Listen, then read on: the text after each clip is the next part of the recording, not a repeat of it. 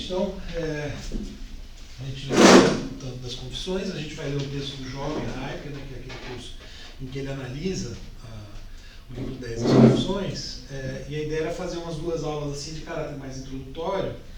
Hoje é uma introdução mais geral, e na próxima uma introdução específica ao jovem Heidegger, né, que a Isadora vai fazer, porque é a especialidade dela. Né? Claro, né, fazer uma aula introdutória, uma só, né, a um autor, a qualquer um dos filósofos, né, que a gente costuma estudar, tá, é uma missão bem impossível. Na verdade, eu não vou até, não vai ser o Heidegger inteiro, né, vai ser mesmo assim, não é o jovem especificamente, mas é o primeiro, chamado primeiro Heidegger, que vai até mais ou menos 1930. Eu só vou mencionar aqui no final a questão do discurso do reitorado por conta do nazismo. Né? Bom, já comentei, acho que talvez, né, algumas vezes, inclusive lá no comecinho, né, que o Heidegger ele nasceu numa cidadezinha bem pequena, né, no sul da Alemanha, uma cidade católica chamada Meskisch, cidade de 2.000 habitantes, pequena mesmo. Né? E uma família pobre, o pai dele era sacristão da igreja, né, então tinha essa presença muito forte da igreja. E ele foi formado o tempo todo em escola católica, com financiamento de uma instituição ligada à igreja. Né? Ele era um aluno que se destacou na escola e tal, então resolveram investir nele, e a ideia é que ele fosse padre. Né? Então ele fez a formação escolar dele, né? O ginásio, colegial, enfim, né? Acho que o ginásio lá corresponde ao nosso ensino médio. Tentou ser padre mais ou menos em 1909, não deu certo, parece que ele estava com problema de saúde na época, enfim, mas ele mantinha os planos e começou a estudar teologia. Então a formação dele até aí, né, até 1911, portanto com 22 anos, era totalmente voltada para a religião, para a teologia, né? Daí naquele texto, né, que eu apresentei lá no comecinho, eu falar, né, dessa forte formação religiosa, né, que alguns comentadores sublinham. Só que daí em 1911 ele muda para filosofia, né, e vai se formar em filosofia, depois, né, tem a tese de doutorado e a tese de habilitação, que é essa de 1916. Na Alemanha eles têm uma tese de habilitação que ela é necessária para ser professor universitário. Meio que, mais ou menos, teria a ver com a livre docência, que é uma coisa que tem nas estaduais de São Paulo, nas federais não tem, não sei se tinha. Enfim, é uma etapa.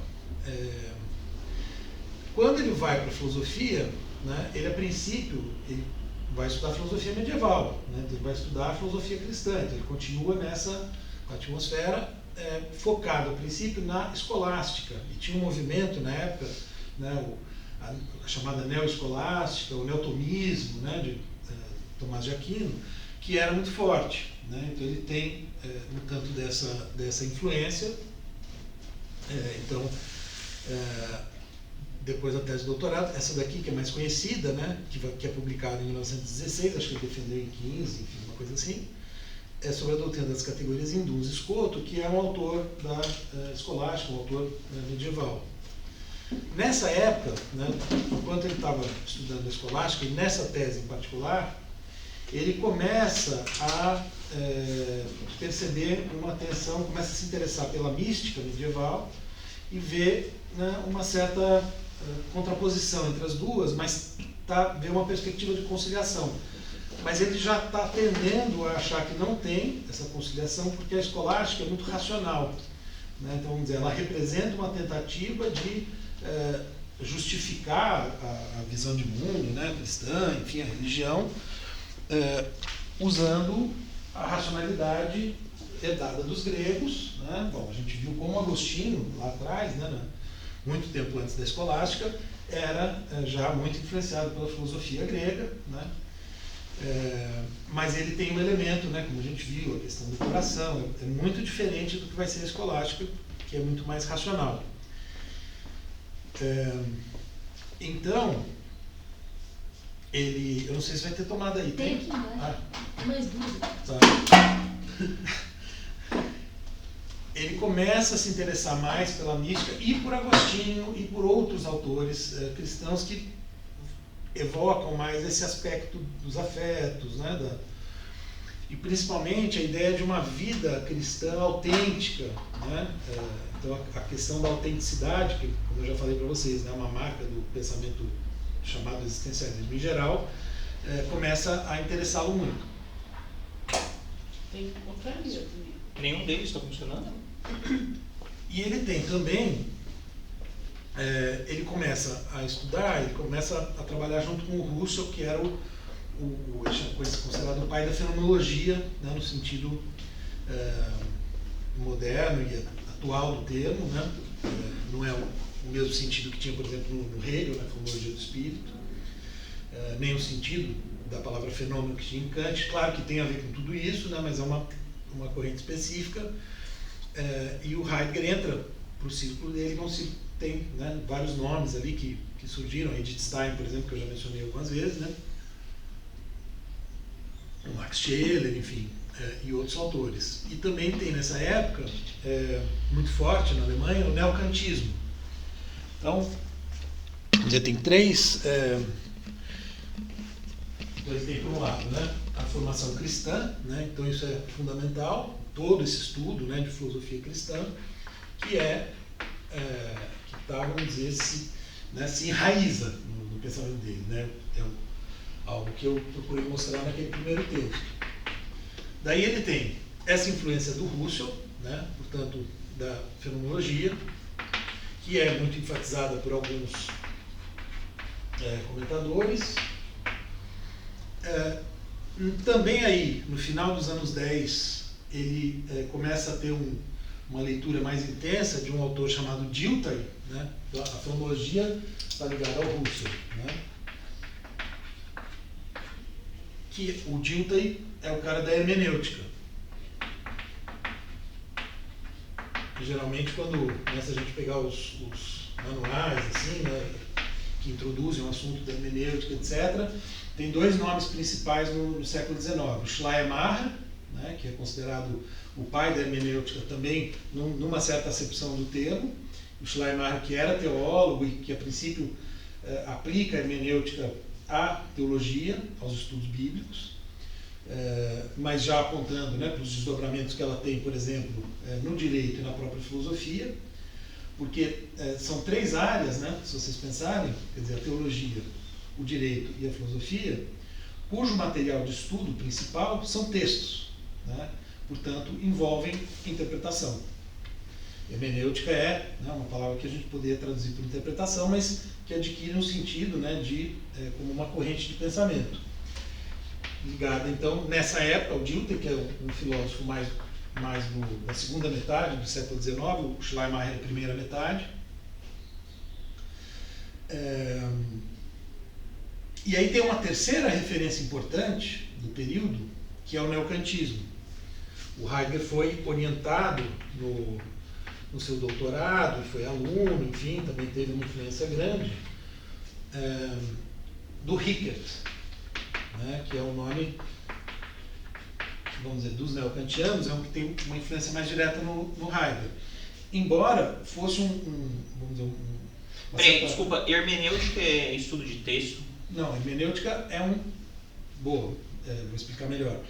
A hermenêutica, ela coloca, digamos assim, no centro da compreensão do próprio ser humano a ideia de interpretação. Tá? Obrigado, é isso. O próprio Nietzsche, embora não seja, né, associado diretamente à hermenêutica, né, é um cara que está ali no final do século XIX, que vai ter depois uma influência grande no Heidegger, nessa época nem tanto, que também vai enfatizar, né, que nós somos seres que interpretam, enfim. Então, eu já vou explicar um pouquinho melhor a relação entre essas correntes. Mas, enfim, o neocantismo é uma corrente de pensamento que surge no século XIX, né, ali por volta de 1860, como uma reação ao hegelianismo, né, que o Hegel ele se torna, no começo do século XIX, o grande filósofo alemão. Né, assim, então ele tem um momento assim que meio que não tem como não ser hegeliano. A filosofia alemã é associada ao Hegel. Tem um livro que conta bem essa história assim, do século XIX filosófico, que é um livro do Karl Löwith, que o Luiz Fernando e o Flamarion traduziram, que chama de Hegel a Nietzsche, e aí tem um subtítulo, né, século XIX e tal, e aponta também para dois autores importantes de ruptura, uma ruptura inicial com o sistema hegeliano, que são o Marx e o Kierkegaard, né? Ele dá uma importância grande para o Kierkegaard como uma ruptura, mas o neocantismo, porque o que acontece? A partir de um certo ponto, então, vamos dizer, o Hegel morre em 1831, ele continua sendo a principal influência por algum tempo, né? Mas, vamos dizer, simplificando muito a coisa, né, o Hegel construiu um sistema de pensamento, a gente já indiretamente mencionou isso, né, porque o Kant tem um sistema muito dualista, né, tem sujeito e objeto, então todo mundo no século XIX tenta superar essa cisão, que tem vários desdobramentos, por exemplo, a moral de um lado, a natureza do outro, né, e o Hegel quer fazer um sistema que supere isso, né, e que integre tudo, né, e para isso ele lança a mão, digamos assim, né, de uma tese que, vamos dizer, opera como, né, uma espécie de pilar do sistema, que é a ideia de que há uma espécie, vamos dizer, de consonância entre a nossa razão e o modo como a natureza opera. Tem uma famosa frase do Hegel que é: o real é racional, o racional é real. Né? E isso leva o Hegel a estabelecer a sua ciência da lógica, em que ele, vamos dizer, uma lógica completamente diferente da lógica até então, porque é uma lógica dialética, então tem aquela coisa, né, de tese, antítese, síntese, não sei quando você já ouviu falar disso, mas o que é importante aqui nesse contexto? Uma lógica que seria capaz de explicar não só o pensamento, mas o próprio mundo. Né? E daí tem algumas coisas como, isso é uma coisa que se costuma usar assim meio caricatural, né? Mas para ilustrar isso, o Hegel dizia, ele tenta mostrar como certos eventos, certos fenômenos, certas características do próprio mundo, do universo, são racionais e que têm uma certa necessidade. Então ele meio que deduz assim, que era necessário que o sistema solar tivesse 7 planetas. Mas aí descobriram o 8º planeta, e aí complicou tudo, né? Esse tipo de coisa, assim, né? Então, se a gente pega o Kierkegaard, por exemplo, ele critica muito esse ponto. Ele fala, como é que pode o cara querer deduzir o mundo da lógica, pela lógica? E começa, então, a não dar certo, quer dizer, não dá conta de explicar as evoluções que estão acontecendo na ciência do século XIX. Então, o neocantismo surge como uma reação a isso, recuperando elementos da filosofia kantiana, para pensar as ciências, no primeiro momento, para pensar as ciências naturais. E a matemática, enfim, né, a física matemática, a química, esse é o foco, porque o Kant ofereceria, né, a partir da maneira como ele explicou o conhecimento e tal, uma base muito melhor do que o Hegel, segundo eles, né, para explicar a atividade científica. Então, o nome que inicia o neocantismo é o Hermann Cohen, né, que foi mestre do Ernst Cassirer, né, que é outro nome fundamental, que vai ter um diálogo intenso com Heidegger, uma contraposição, tem um famoso debate deles em 1929. E de outro lado, o Rickert, tem um outro também anterior que é o Windelband, aí o Rickert, o Emil Lasky, que era colega do Heidegger, mas que morreu cedo na guerra, na Primeira Guerra, que são nomes ligados a uma outra vertente do neocantismo, que está mais preocupada em fundamentar não a ciência, mas as demais atividades humanas, a moral, etc, etc. Tem a questão dos valores, é muito importante. Então, essa é uma outra influência importante sobre o Heidegger, né, por ele ter um contato muito próximo com esses autores e por ser algo que dominava a cena filosófica, acadêmica da época. No começo do século XX, assim, era muito forte, muito difundido, né, o neocantismo nas universidades alemãs. O Russell começa a se tornar uma grande referência também, mas isso a partir dos anos 10, né, quando ele se firma, né, como uma grande referência. A principal obra dele é de 1901, que é as investigações lógicas, né, mas enfim, ele começa, digamos assim, começa a bombar, né, um pouco depois. E a hermenêutica também tem, né, ali uma outra, como se fosse uma outra corrente, mas que também é muito forte. Então essas inclusive muito fortes na teologia, né, que o Heidegger estudar. Então, são 4 influências decisivas, né? A gente poderia tem mais, assim, né? Me dá uma definição de fenomenologia. Então, vou explicar um pouquinho melhor. E aí isso ajuda a entender também um pouco do papel do Kant, porque ele tem esse momento, mas ele vai se distanciar, vamos dizer, vai ter uma filosofia própria que não se confunde com nenhuma das 3. Na verdade, o que ele vai fazer de alguma maneira, ele vai juntar a fenomenologia com a hermenêutica, tem um pano de fundo cristão, que é o que eu defendo, né, inclusive naquele texto que eu publiquei recentemente, e na época desse tempo, ele como que retoma, não é nem tanto o Kant, ele retoma o próprio Kant para pensar as estruturas a priori do ser humano, que ele chama de ser aí, né, Dasein, como ser no mundo, etc, etc, que eu vou falar daqui a pouco. Então,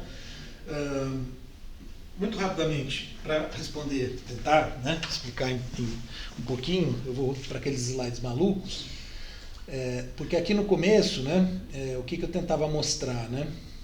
Claro, mas aqui foram algumas aulas, né, para passar por tudo isso. Agora eu vou tentar resumir bastante, né? O Kant, não sei se o slide vai mais ajudar ou atrapalhar, mas enfim.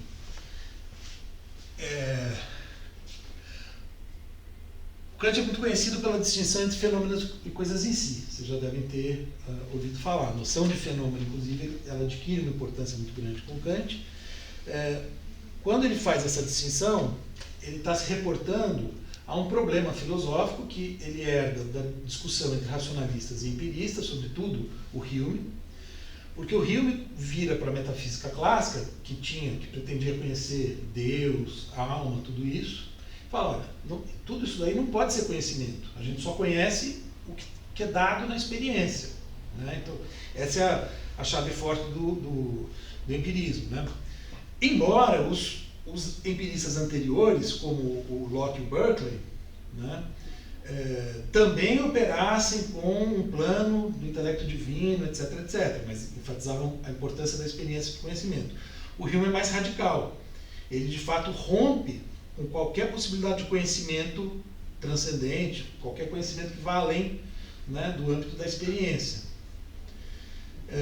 E o Kant, que era formado na tradição metafísica, quando ele começa a perceber o que o Hume está dizendo, né, começa a ler e se dá conta disso, isso dá uma chacoalhada. Tanto é que o próprio Kant, né, repassa isso dizendo: Hume me acordou do sono dogmático, uma famosa frase do Kant. Porque o Hume mostrou, olha, não dá para conhecer Deus, alma, essas coisas todas. Não dá para conhecer nada além da experiência, né, que seria o metafísica, seria aquilo que está além da experiência. E o Hume é radical, né, ele fala, temos que jogar os livros de metafísica no fogo, enfim, né, radical contra a metafísica. Daí o Kant vai falar, bom, né, o Hume tem razão, a gente não tem como conhecer o mundo em si mesmo, as coisas em si mesmas, a gente só conhece o modo como elas aparecem para nós na experiência. Ele faz essa distinção e vai explicar o conhecimento a partir da noção de fenômeno. Porém, não é apenas o objeto vindo de fora, né, tal como aparece para nós, que nos permite conhecer, né? Naquela chave de comparação entre ser humano e animal, né, que a gente viu o Agostinho fazendo, que a filosofia sempre fez, desde os gregos, né, o animal racional,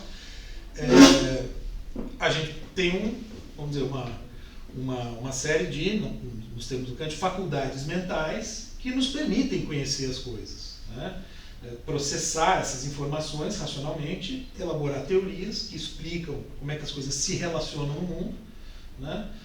E isso resulta no conhecimento. Então é como se ele juntasse, de alguma forma, né, com essa explicação clássica, né, assim, elementos do racionalismo com elementos do empirismo, né? Então, de fato, o Hume tem razão, é só da experiência que vem o conhecimento.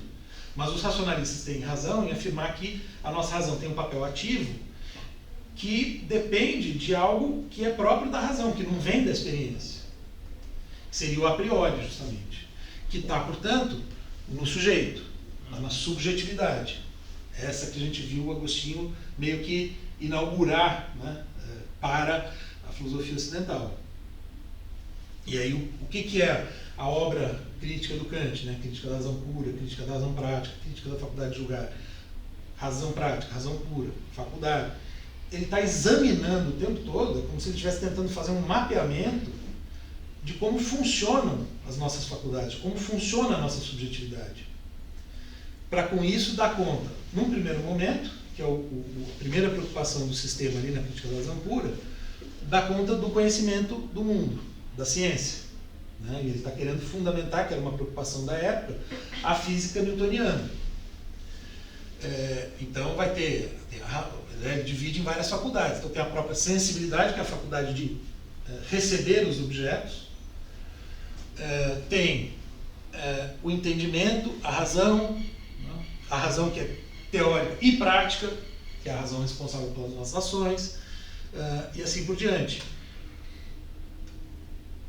Desse sistema, quando a razão se aplica aos fenômenos, a sensibilidade, junto com o entendimento, enfim, não vou entrar em muito detalhe, senão a aula vai ser sobre Kant. Ela simplesmente, digamos assim, assessora na construção do conhecimento científico.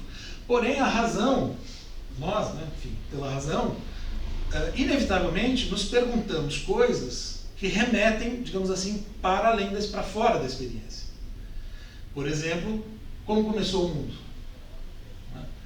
Alguém um dia criou? Existe Deus? Não existe? Esse tipo de questão, o Kant descreve como questões inevitáveis. A razão, a gente se faz essas perguntas, só que a gente não tem como responder.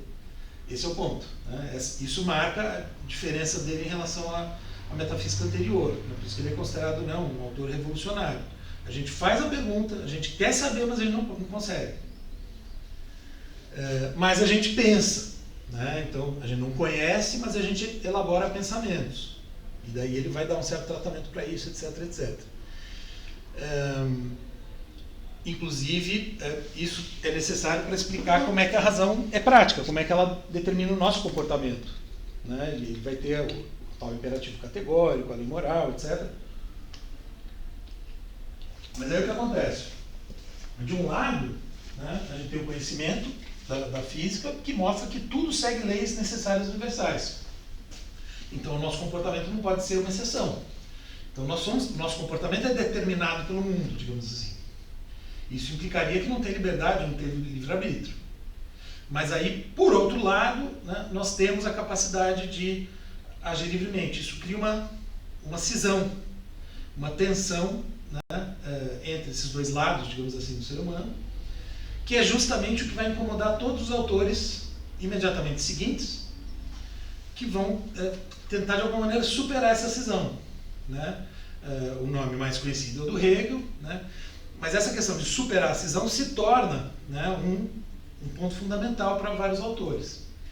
Porém, o Russell, e aí é interessante pensar o seguinte, né? O Russell, ao contrário do Heidegger, a formação dele é bem diferente. Ele não começou pela teologia, ele começou pela matemática. Então ele tinha um ideal de ciência objetiva, exata, etc., que era o que ele queria fazer com a filosofia. O Russell era amigo do Frege, inclusive. Sim, tem um diálogo. O Russell tem um livro sobre aritmética, né, em que ele dialoga com... Tem cartas deles que eles se conversam. Entendi. Porque o Russell é antigão, né? O Russell, acho que é comparado com o Heidegger, né? Eu não lembro do ano de nascimento do Russell, mas ele é no mínimo uns 25 anos mais velho que o Heidegger, né? Mas, enfim, a partir da noção, então vamos dizer, de fenômeno do Kant, né? O que acontece? Tem ali a noção de experiência, né?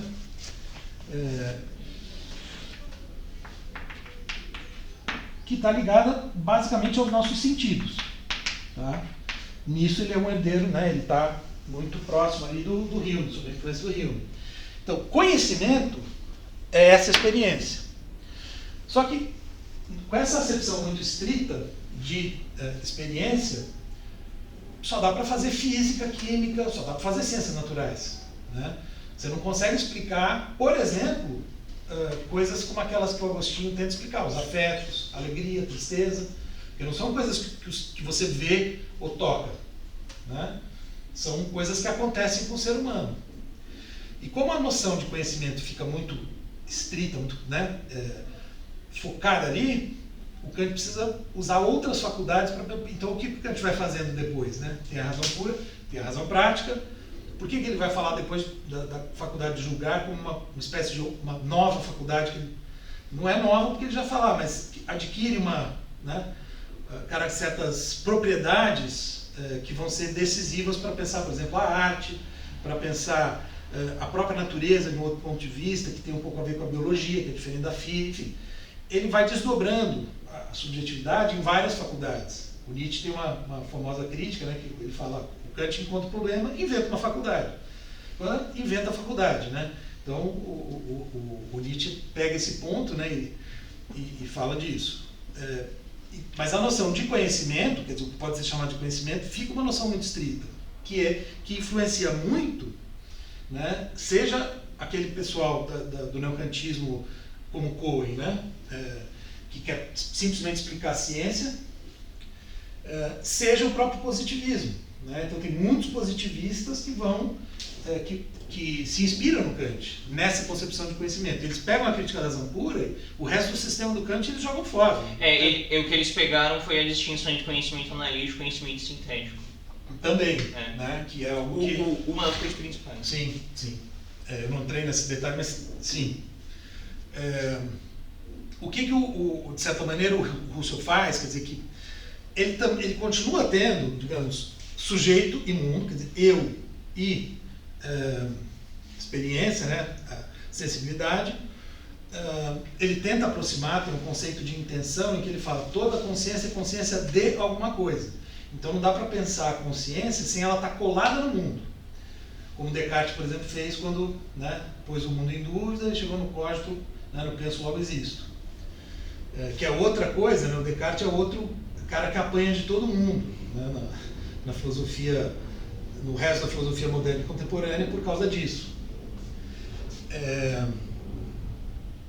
Mas, enfim, de certo modo, o que ele vai fazer? Ele amplia a noção de fenômenos que são cientificamente estudáveis.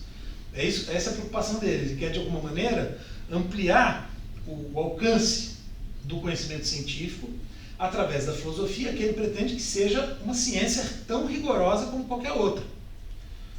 Tá? Mas com isso, a noção de fenômeno ela se amplia e a fenomenologia se caracteriza por ser uma descrição de fenômenos. Mas não só aqueles fenômenos que a gente pode observar pelo sentido, mas também fenômenos da nossa vida, que ele chama de vivências. Então a palavra Erlebnis, né, ela entra como uma palavra que estabelece uma diferença em relação a Erfahrung, que é a palavra usada pelo Kant, enfim, pelos autores empiristas, né, na Alemanha. Vivência e aprendizado. Erfahren é aprendizado. Erfahren.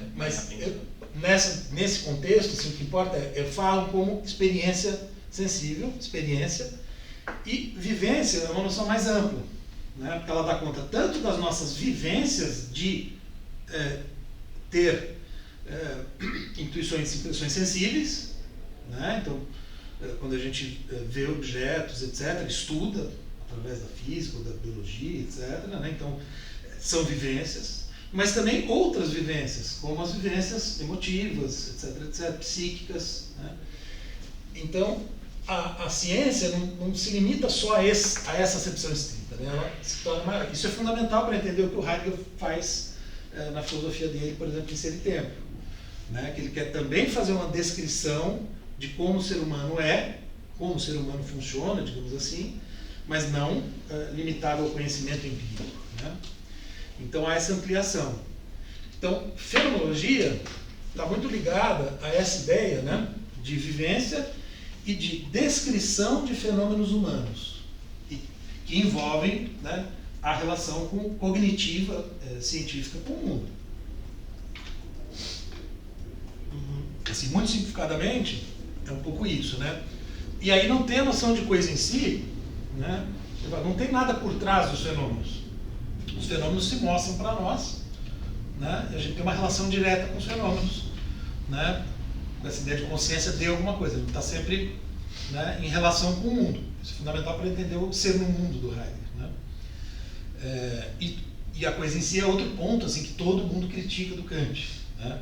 Desde o Fichte, Schelling, Hegel e tal. E aí tem um mote fundamental do Husserl, que é voltar ao que ele chama de coisas mesmas. Só que ele usa a expressão, que o Kant, quando fala em coisa em si, ele usa a expressão... Eu vou apagar aqui não, a fenomenologia não era para apagar. Ele usa a expressão dingen sich, né? E o Husserl fala voltar às coisas mesmas, die Sache selbst. Ou Sache selbst, a coisa mesma, no singular, né? São sinônimos, Ding e Sache. Mas ele quer justamente marcar uma diferença em relação à coisa em si, porque não é uma coisa, e tem a palavra coisa mesma, né? Ou seja, é uma expressão parecida, mas que tem uma diferença fundamental. Porque as coisas mesmas são as coisas com que, né, que estão à nossa volta. Não tem nada além, né? Então, a ideia de uma coisa em si fica fora de jogada. Que isso também vai estar presente no Heidegger. Tá? Então, nisso é fundamental a fenomenologia. Daí aqui eu passo para o Heidegger, né, nos slides, eu não passei pela hermenêutica. Depois eu volto para falar do Heidegger aqui. Fala. Então, o coisa em si e coisa mesmo, os dois só usam coisa na tradução, porque no original são palavras diferentes, mas em português a gente não tem duas palavras diferentes para coisa. Troço, podiam ter traduzido troço, não. Né? Não, a coisa em si, o troço mesmo. Não, o ideal seria trem, né? Porque o mineiro tem um vocabulário muito filosófico. É o trem mesmo. A coisa em si, o trem mesmo. É o trem. Não, a gente brinca com essas expressões. Trem, né? Parada, bagulho. É isso. Então, tem todo esse leque de influências, né? E o Heidegger, ele era um leitor, né, voraz, assim, de uma capacidade impressionante, né? Ele vai tendo um conhecimento de tudo, né, na história da filosofia. Mas, enfim, aí esse período entre essa tese, né, que 1516, e Ser e Tempo, é um período que é estudado como a gênese de Ser e Tempo, né? Como é que o Heidegger evoluiu até Ser e Tempo. A Isadora questiona essa leitura, ela vai falar com certeza sobre isso, né, na terça-feira, ela e alguns outros comentadores, no sentido de notar uma certa ruptura. Assim, o Heidegger introduz algumas diferenças, especificamente em Ser e Tempo, que não estão presentes antes e que ele abandona depois. Então, tem autores, o próprio Gadamer, né, que é um nome que se torna também muito associado à hermenêutica, que foi aluno do Heidegger, muito influenciado por ele. O Gadamer ele liga o primeiro Heidegger ao segundo, meio que pulando o Ser e Tempo. É interessante, alguns autores falam, até por conta da influência do Kant, que entre 25 e 29 o Heidegger teria tido uma recaída kantiana, enfim. Tem toda uma série de coisas assim, a respeito de um período muito específico aqui, em torno de Ser e Tempo. Mas outros autores, como João McDowell, que eu citei, e que defendeu a tese dele, eu mencionei, né, em 1970 na Itália, e parece que o próprio Heidegger teve acesso, fez algum comentário, enfim, tem essa história. E o Theodor Kinsel, que publicou em 1993, um livro que se tornou referência sobre o jovem Heidegger. O McDowell escreveu em 70 sem ter acesso aos textos, aos cursos que o Heidegger deu nesse período. O Kinsel já teve acesso, porque muita coisa, eu já falei, né, não sei, as obras completas do Heidegger já estão em 100 volumes. Só que desses 100, só 16 foram publicados em vida. Então, a grande maioria da obra dele, né, do que é hoje a obra completa, foi publicada depois que ele morreu. E ele deixou ele deixou em que ordem ele queria que os livros fossem publicados. Ele era muito meticuloso, né? Mas foi publicado depois. Então, quando o João McDowell escreveu a tese dele em 70, ele não tinha acesso ainda a muita coisa, né? O Kinsel já tinha. Mas esses dois autores e outros tentam fazer uma leitura que vai mostrando como o Heidegger vai, tudo aqui vai caminhando para cá, vamos dizer, uma leitura meio teleológica, né? Assim, mostrando como o Heidegger está caminhando para ser e tempo. É uma leitura controversa, mas enfim. Fato é que todas essas influências o Heidegger está trabalhando na cabeça dele ao longo desse período. Então a gente leu já, né, juntos no grupo e tal, um texto fundamental de 1919, um outro de 1922, na verdade foram cursos, né, mas que vão mostrando como o Heidegger incorpora, por exemplo, a influência do Dilthey. E aí, por que isso aqui é importante? Porque para o Husserl, como eu disse, né, a fenomenologia ela deveria ser uma ciência rigorosa, a principal ciência, né, a ciência que, de certo modo, está por trás de todas as outras, enfim. E o Heidegger, a princípio, tem esse ideal de seguir, né, nesse caminho, assim, para fazer uma ciência. Só que quando, né, a partir do Dilthey, do ponto de vista do Husserl, e mesmo do ponto de vista como neokantiano, né, que são autores que estão tentando fazer fundamentos sólidos e tal, você falar que tudo é interpretação, o Nietzsche seria uma versão talvez mais radical disso, né? Tudo é perspectiva, tudo é interpretação, isso implica um relativismo, né? Só que quando Heidegger começa a se dar conta disso, eu costumo brincar que a entrada da hermenêutica na vida pensante do Heidegger corresponde um pouco ao que aconteceu com o Kant com o Hume, né? Meio que como se o Dilthey acordou o Heidegger do sono dogmático, digamos assim, né? É uma brincadeira, mas enfim.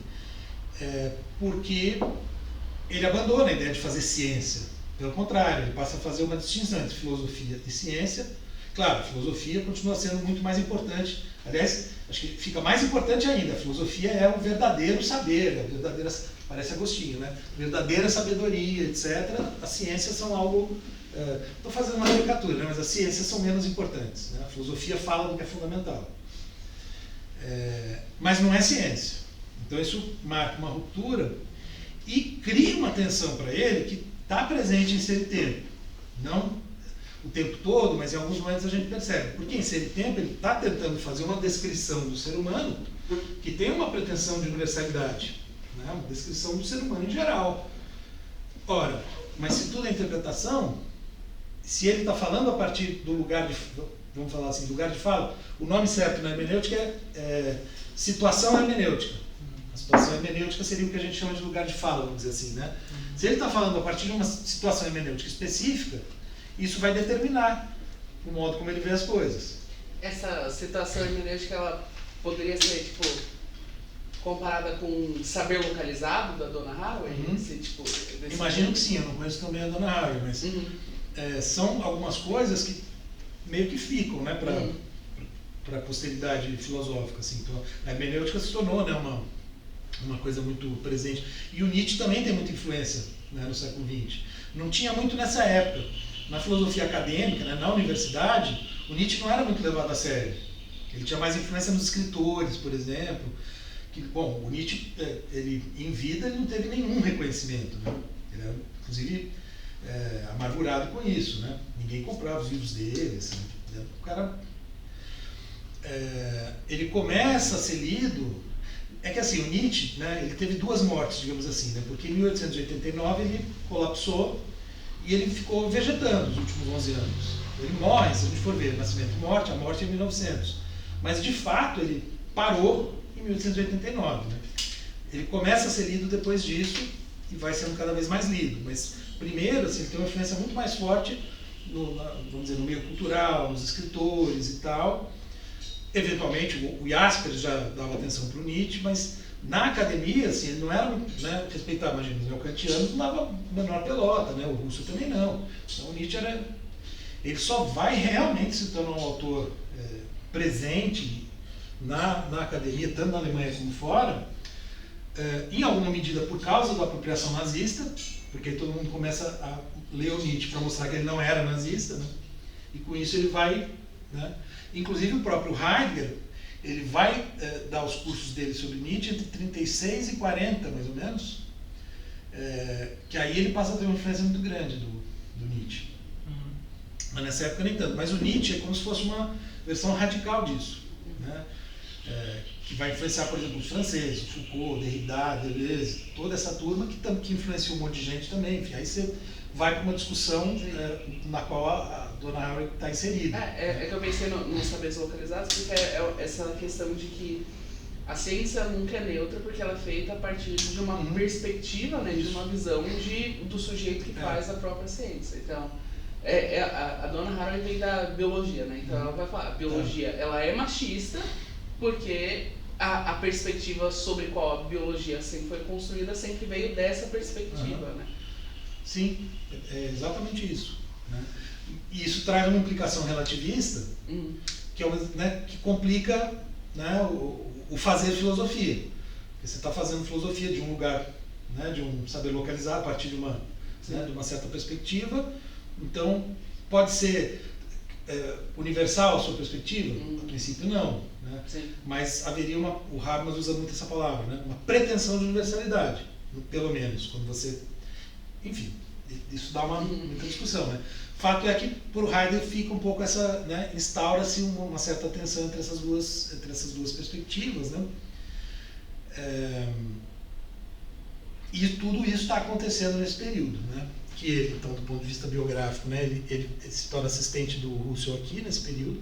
Logo antes tinha sido a Edith Stein, né, que vai também, né, ter uma introdução. Ela escreve, acho que eu mencionei, né, ela escreve o tratado dela de ontologia contra ser de tempo, em 30 e poucos, como, enfim, muitos vão fazer depois, o Sartre, por exemplo, né, é bem contra, mas, enfim, o ser e o nada, né? Então, o dela chama ser finito e ser eterno, o Sartre ser e o nada, enfim, né? Você tem essa... E daí, ele vira professor de Marburg, onde ele era colega do Rudolf Bultmann, aquele teólogo que eu mencionei, que é muito influenciado por ele, que meio que leva a filosofia heideggeriana para o âmbito da teologia, da interpretação, né, do Novo Testamento. Ele tem um livro de Teologia do Novo Testamento em que ele usa a filosofia do Heidegger, né, para interpretar. Daí publica Ser e Tempo. Nesse período, como vamos dizer, sobretudo quando ele já é professor em Marburg, né, entre 23 e 27, a fama do Heidegger, a Hannah Arendt tem um texto, né, que é outro, né, muito influenciada por ele, tem um texto em que ela fala como o Heidegger era famoso, assim, as pessoas iam ver as aulas dele porque falavam do professor lá em Marburg, não sei o quê, sem ter texto publicado, assim, era mais a fama dele como professor. Quando ele publica Ser e Tempo, todo mundo vai ler, né? Então, e aí Ser e Tempo tem um impacto decisivo, assim, na filosofia, logo, assim, imediato, né? Todo mundo. Por isso que, quando a gente fala, o Heidegger influencia muito a filosofia posterior, etc., etc., basicamente o Heidegger de Ser e Tempo. Porque o segundo Heidegger, né, muita coisa vai ser publicada postumamente. A principal obra, que é considerada hoje do segundo Heidegger, isso é publicado em 1989. Então, assim, o livro que realmente marcou todo mundo, né, influenciou Hannah Arendt, Marcuse, Gadamer, enfim, toda a galera, Sartre, foi Ser e Tempo, né? Daí, em 29, ele se torna professor em Freiburg, que foi onde ele estudou e tal, que o sonho dele era ser professor lá, e faz a conferência O que é Metafísica, né, aquela que eu passei, como aula inaugural. E o interessante daquela conferência é que ele está se contrapondo à filosofia, no caso a metafísica, né, mas ele está pensando na metafísica meio como sinônimo de filosofia, em contraposição às ciências. Mas é uma aula inaugural, isso é uma tradição que tem na Alemanha, né? O cara entra na universidade, ele tem que dar uma aula inaugural para todo mundo, para os professores mais velhos, de outras áreas, etc., né? Então, imagina, você acabou de entrar, novinho e tal, já te dão esse teste de fogo, né? E aí ele faz essa conferência contra as ciências, né? Você imagina também, né, o impacto que isso teve. E é um texto que ele gosta muito, ele voltou outras vezes a esse texto. Tem alguns textos do Heidegger que ele tem um carinho especial. Esse é A Origem da Obra de Arte é outro. São alguns textos, assim, esses que ele publicou em vida e depois fez uma nova edição, incluiu um pós-fácil, fez uma outra, incluiu uma introdução, né? Enfim, em momentos diferentes.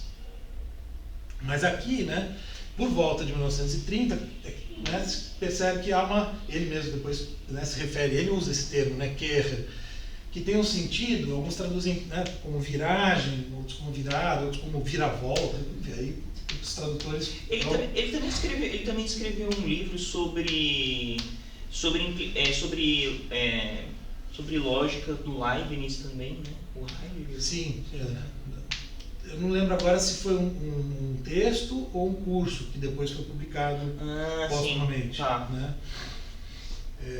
Eu não saberia te responder com segurança, mas... Não, ele deu curso sobre quase tudo, né? Assim,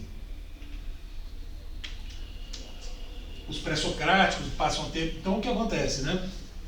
Há uma virada, enfim, que ele se distancia um pouco da perspectiva adotada em Ser e Tempo. Ele não abandona essa perspectiva. Quando ele vai falar do ser humano, ele usa os termos que ele cunhou aqui, né? Ser aí, ser no mundo, etc., mas ele não conclui, né? Porque o Ser e Tempo era para ter duas grandes divisões com 3 partes cada. Ele só publicou as 2 primeiras, ele estava sendo pressionado para publicar, né? Porque ele estava há 11 anos sem publicar. Se fosse hoje, ele estava ferrado, né? E aí ele publica do jeito que estava, publica as 2 primeiras partes. E depois ele não faz a terceira. Ele não continua o projeto. Mas, de certo modo, continua a perseguir as questões que ele trabalharia, né, nessa parte não escrita, só que de outro modo, né, talvez por outros caminhos. Ele usa muito essa expressão, né, inclusive quando ele se refere já mais para o fim da vida às obras, ele fala, não são obras, são caminhos, né, caminhos, digamos, que ele percorria tentando chegar ao ser enquanto tal, né, porque o que ele fez aqui em Ser e Tempo, né, que eu vou falar um pouco mais em seguida. Ele fala basicamente o seguinte: a filosofia se esqueceu, deixou de lado, ele usa a palavra esquecimento do ser, a questão do ser, que é a questão fundante da filosofia, desde de lá atrás, né, com os gregos. Aqui ele faz uma epígrafe, uma citação do Platão, do diálogo O Sofista, sobre a questão do ser e não ser, né, que os gregos ficam lá o tempo todo, Agostinho também, né, a gente viu, enfim.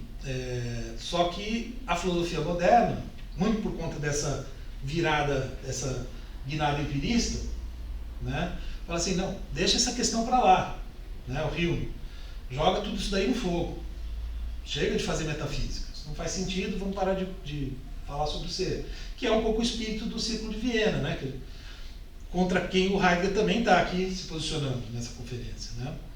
Então ele fala, precisamos o quê? Refazer a questão do ser, fazê-la novamente, fazê-la de modo novo, etc. Mas como fazê-la? Né? Temos que começar por aquele que pergunta pelo ser, que é o ser humano.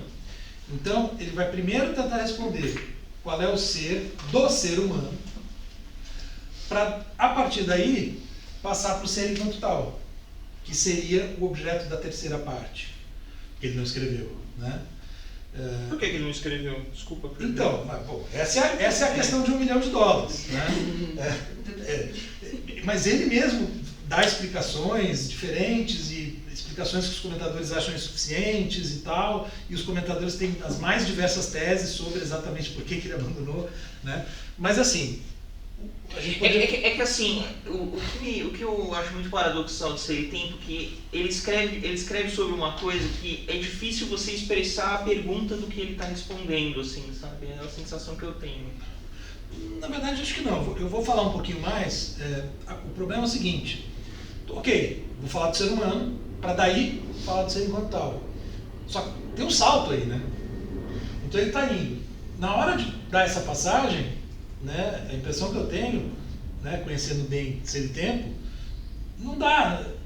Com as ferramentas que ele preparou ao longo das 2 partes, ele não ia conseguir. Então ele percebe que ele tem que adotar outra estratégia. Né?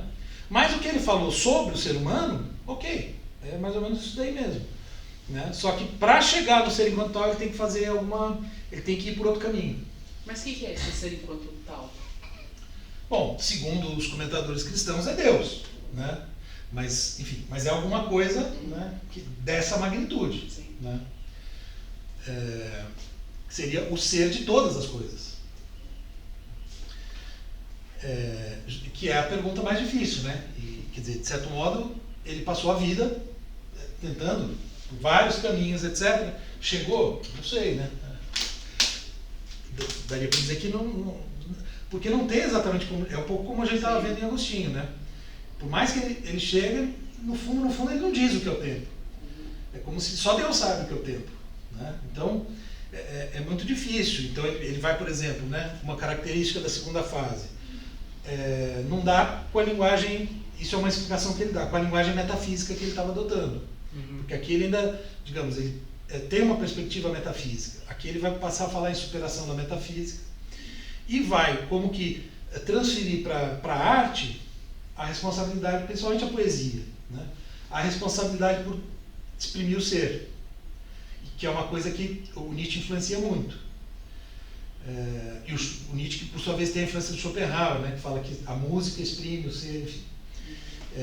Então, vamos dizer, ele percebe que com aquele vocabulário, com aquela estratégia, né, de um tratado clássico, com, né, começo, meio e fim, capítulos bem divididos e tal, ele não vai conseguir, né? Então ele vai encontrar outra linguagem, né? Tem essa coisa da poesia.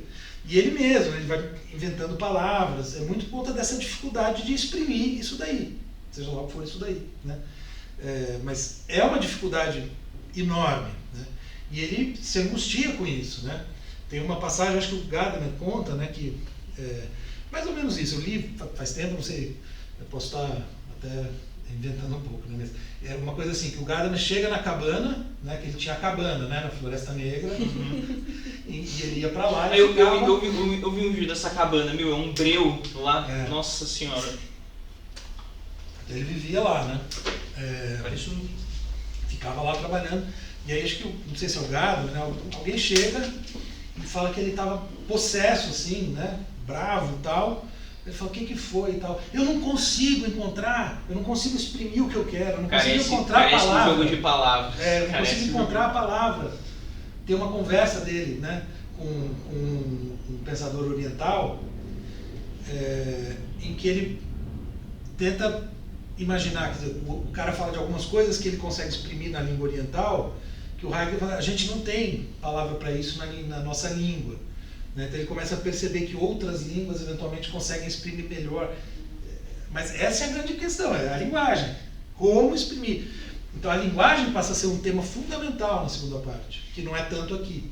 E, como você disse, ele vai usar da arte para poder tentar mostrar como...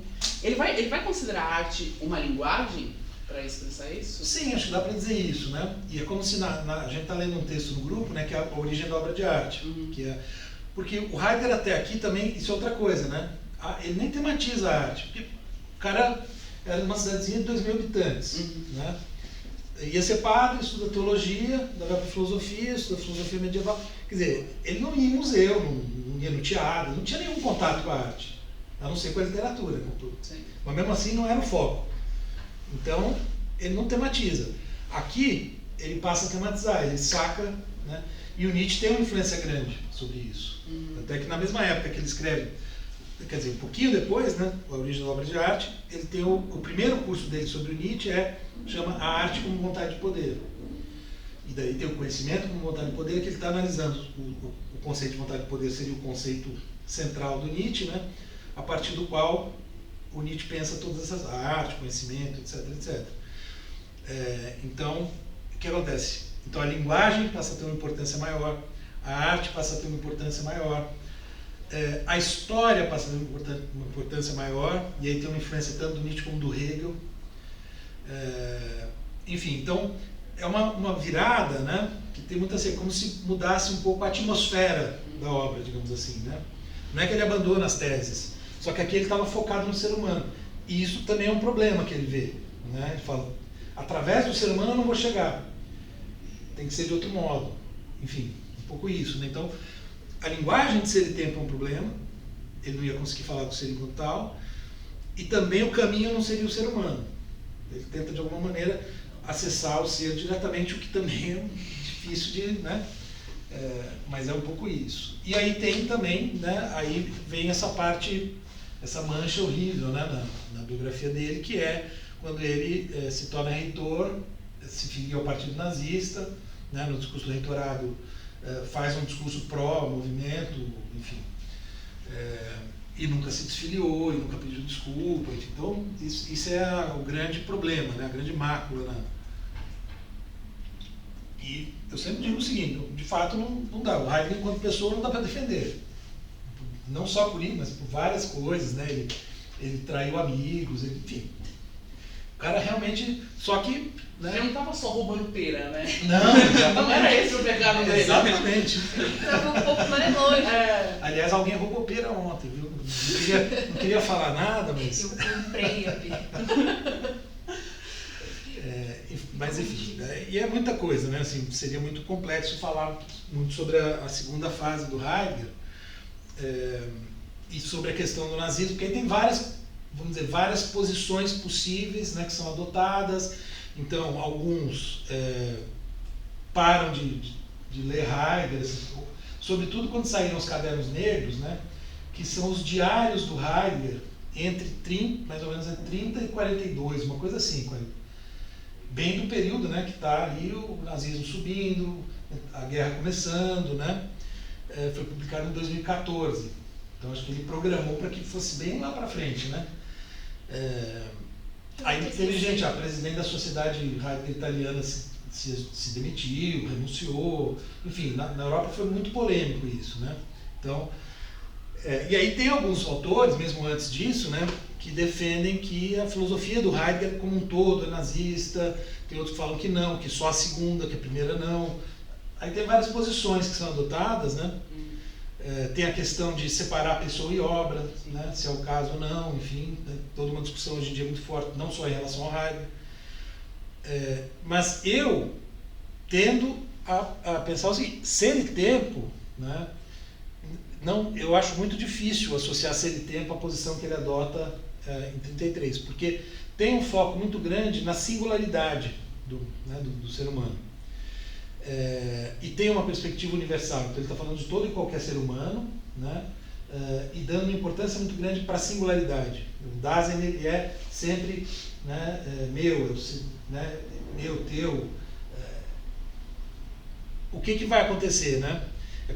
E aí tem a questão da autenticidade, mas a autenticidade ela é pensada na chave da singularização, né? Então, uma coisa do indivíduo, né? Lembra muito, né? Quer dizer, aí vem a coisa da influência cristã, é o indivíduo com Deus, digamos assim, né? Tem o chamado, igualzinho ao Agostinho, só que sem falar Deus, né? Uhum. Quando aí ele vai dando mais importância para a história, etc., ele pega essa noção de autenticidade e transfere do indivíduo para o povo alemão. Aí é que vem O Kierkegaard está antes? O Kierkegaard é século XIX.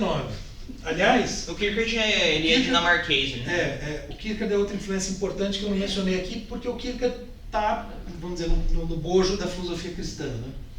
É um autor cristão, mas tem uma influência importante também sobre ser tempo. Século XIX, né? O Kierkegaard ele produziu a obra dele assim, basicamente nos anos 1840. Ele morreu com 42 anos, o Kierkegaard, né? Bem jovem. Ele nasceu em 1813 e morreu em 1855. Então é, sei lá, final dos anos 30 até começo dos anos 50, assim, a obra dele, né? Ele que inventou a palavra angst, né? O Kierkegaard. É o que falam, né? Deu o sentido para ela que passa a ter, né? Por isso que ele é chamado o pai do existencialismo. Uhum. Não é antes porque ele escrevia em dinamarquês. Sim. Um correspondente na língua deles lá. Então, mas o Heidegger, no capítulo sobre a angústia de ser e tempo, né, ele tem lá uma notinha de rodapé, né, em que ele fala, olha, o Kierkegaard trabalhou esse tema e tal, o Kierkegaard tem uns livros lá que não são muito interessantes, mas tem um tratado sobre angústia que é legalzinho, ele dá uma disfarçada. Não, tem algumas coisas que são muito parecidas, né, muito parecidas. Então tem isso, né? Bom, mas isso não é só o Heidegger, né? Os filósofos fazem muito isso, né? Mas ele realmente tem algumas que são tipo essa, né? Essa influência do Kierkegaard é muito maior do que ele admite naquela notinha de rodapé. Bom. esse bagulho de copiar os bagulhos. Eu tava conversando, sei lá, eu esqueci agora qual professor era, mas eu leio bastante Popreciado, né? Tem um livro que ele passa o livro inteiro falando sobre necropolítica. O cara que fundou o conceito de necropolítica esqueci o nome do cara. Não é mencionado nenhuma vez em nenhuma nota de rodapé. O livro inteiro é em cima disso. O cara simplesmente não existe no livro. E, tipo, é bizarro. É porque é como se fosse perder a originalidade, né? Mencionar, enfim. Isso aqui é aquele negócio que eu apresentei lá no começo, né? Que quando eu apresentei aquele meu texto e tal, que foi um pouco o fio condutor da minha disciplina do outro quadrimestre, né? Que era justamente pegar essa linhagem, né? Que seria muito mais focada, né? Nos afetos, etc, etc. Quer dizer, que vê o ser humano como um todo, sem a ênfase na razão, que seria mais forte em toda essa tradição principal, né? Digamos assim. Que no caso da filosofia cristã, né, teria a escolástica de um lado, Agostinho do outro. Agostinho depois a mística medieval, né? Daí Descartes, Kant, depois o positivismo, a ciência moderna, né? De outro lado, Lutero, Pascal e o Kierkegaard, né? E daí o texto que a gente trabalhou foi o que é metafísica, né? Então eu queria chegar nessa por isso que eu botei essa briga do Heidegger com o Círculo de Viena. Com o Carnap, especificamente. Principalmente com o Carnap. E o Carnap, né, escreveu um texto sobre o que é metafísica. Sim, eu tenho salvo numa pastinha minha, ainda não tive tempo de ler. Mas sim, eu já achei. O nome do texto peraí, deixa eu olhar aqui. Por isso que eu pedi para você dar uma tradução do que é metafísica. Você não colocou na pasta, você mandou para mim, aí eu tenho salvo, mas você não colocou na pasta. Eu não botei, mas eu acho que eu passei no grupo. Você passou no grupo, mas não tá na pasta, só um disclaimer. Tá. Meu Deus. Pronto, peraí. Bom, aí para entrar, né? Quer dizer, aquilo é importante porque, como, né, eu falei, né, a gente está chegando no Heidegger a partir do Agostinho. O Carnap, a resposta dele, o nome do texto chama Superação da Metafísica através da Análise Lógica da Linguagem. Bem a cara dele esse título. Vou sentar um pouco, acho que eu estou abusando de ficar tanto de pé, né? Enfim, mas aqueles fios, né, que eu coloquei ali, né, são importantes porque a gente está chegando no Heidegger via Agostinho, né, que eu comentei outro dia, né. Então, é interessante a gente perceber nessa rápida apresentação que eu estou fazendo aqui da filosofia dele, com foco em ser e tempo,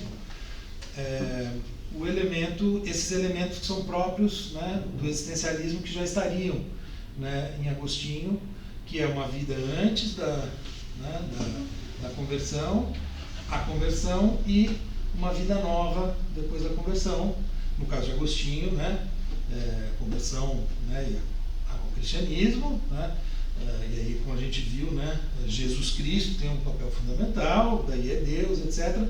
Se a gente tira todo esse conteúdo religioso, a estrutura dessa experiência, né, desse trajeto de vida, eu diria que está muito forte, muito presente aqui em Ser e Tempo. A mesma estrutura, só que sem o conteúdo religioso, que o que alguns comentadores, né, que eu até citei e tal, defendem, né? É isso mesmo que o Heidegger está tentando fazer, porque ele já tinha, nos anos ali, por volta de 16, tal, quando ele estava lá estudando, né, começa a ver a mística, começa a estudar Agostinho, e a gente vai ver ele lendo Agostinho, ele estava pensando em fazer uma fenomenologia da vida religiosa, ou da experiência religiosa. Tanto é que o livro, né, que está o nosso texto, chama Fenomenologia da Vida Religiosa. E daí tem 3 textos: Introdução à Fenomenologia da Vida Religiosa, Agostinho e o Neoplatonismo, e o terceiro sobre a mística de Eckhart, né, Fundamentos da Mística Medieval. Mas ali, então, ele ainda está trabalhando, né, com esses autores cristãos. Isso é em 2021. Daí, em 1922, ele introduz um conceito, né, que eu mencionei lá atrás, talvez a gente tenha falado, mas que vai ser importante para a gente entender a diferença entre Ser e Tempo e o texto, né, que a gente vai ler, que é o conceito de ateísmo metodológico, né? Então, em que ele diz a filosofia, né, tem que, digamos assim, deixar de fora os conceitos teológicos, né, a posição religiosa, e trabalhar, né, com uma certa descrição, né, pensando fenomenologicamente, do ser humano, de como o ser humano acontece no mundo, etc, etc. Fala. Esse conceito ele traz no Fenomenologia da Vida Religiosa ou Não, pós depois, esse? logo depois, em 1922, num texto que é conhecido como Informe Nator, ou Relatório Nator, que era o cara que na época era o chefe dele em Harvard, alguma coisa assim, e como ele não estava publicando, ele faz um relatório meio para entregar, para dar conta das pesquisas que ele estava fazendo.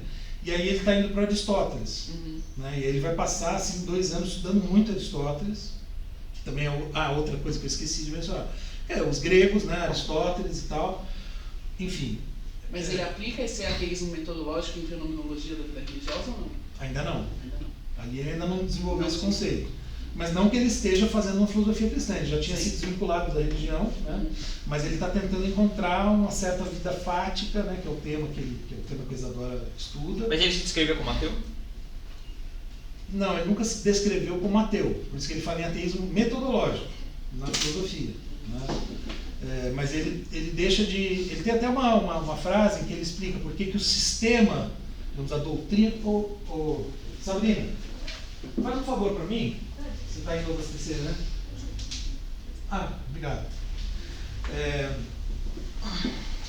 Ele está tentando encontrar, né, uma certa vida fática, autêntica, etc. E ele vê isso no cristianismo primitivo, por isso que ele vai trabalhar as epístolas paulinas, né, no primeiro curso, porque Paulo fala em primeira pessoa, é muito diferente dos evangelhos, então ele se interessa mais pela perspectiva de Paulo.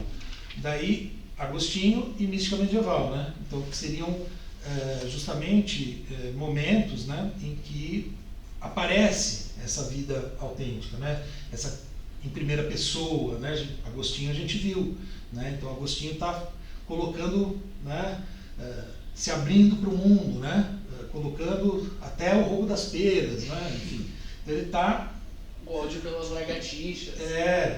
Muito pessoal, né? E é isso justamente que o Heidegger está valorizando ali.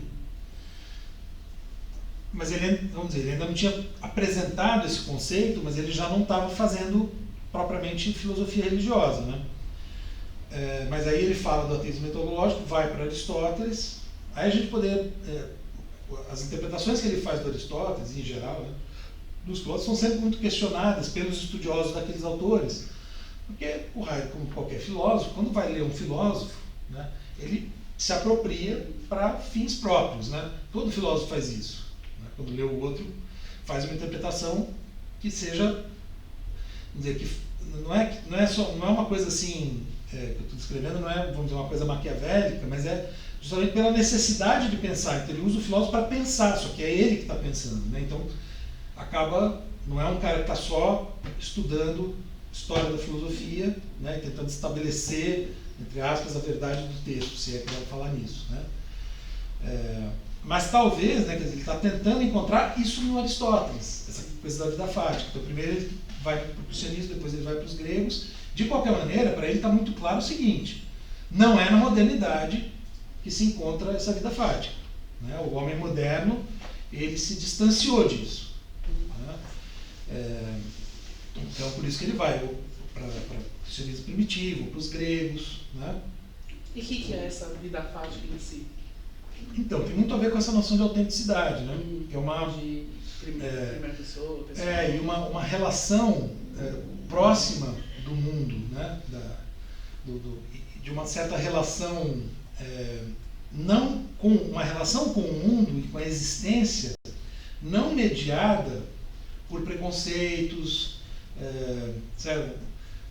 uma coisa muito de época, assim, os costumes daqui e dali, entendeu? Uma relação mais genuína, né? Com um pouco isso que ele vai tentar estabelecer aqui.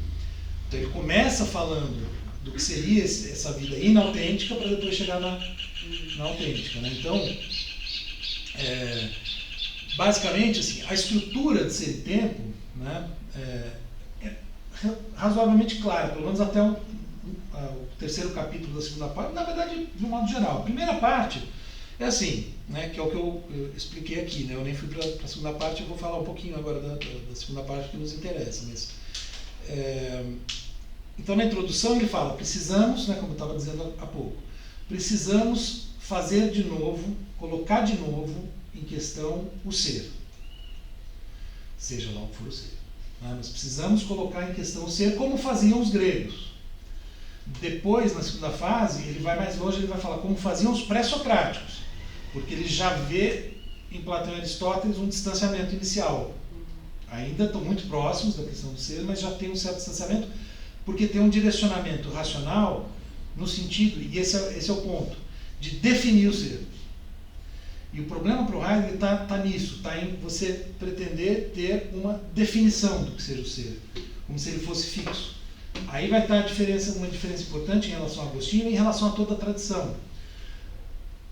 Ou em que a gente poderia dizer, de algum modo, resgata um espírito mais heraclitiano da filosofia grega, né? No sentido de falar, olha, isso que é o ser, né? Essa essência nossa, digamos assim, é o vir a ser. Né? É a permanente transformação, que vai ser a temporalidade. Então, é uma temporalidade que não é eternidade.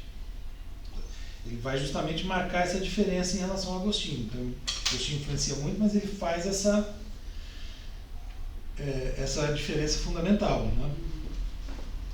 Se ele consegue, né, se isso realmente se sustenta, claro que é discutível. A Edith Stein ela vai pegar exatamente esse ponto assim, no livro dela, e falar, não tem como. O Heidegger está falando que por trás do tempo cronológico, né, que é o nosso, tem uma temporalidade que é finita.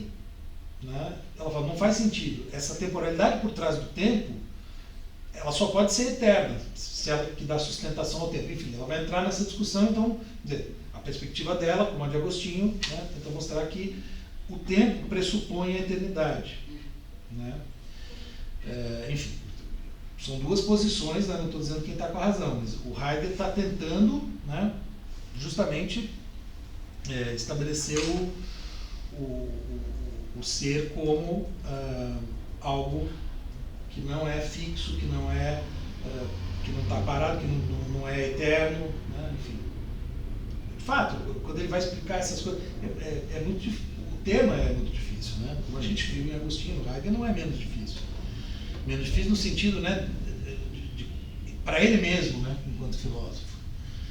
Mas a questão então precisamos refazer a questão, e a história da filosofia, quando ela começa a querer definir o ser, né, e isso começa já com Platão e Aristóteles, né, depois ele vai enfatizar mais a importância dos pré-socráticos, e depois vai se acentuando ao longo da história da filosofia. Né.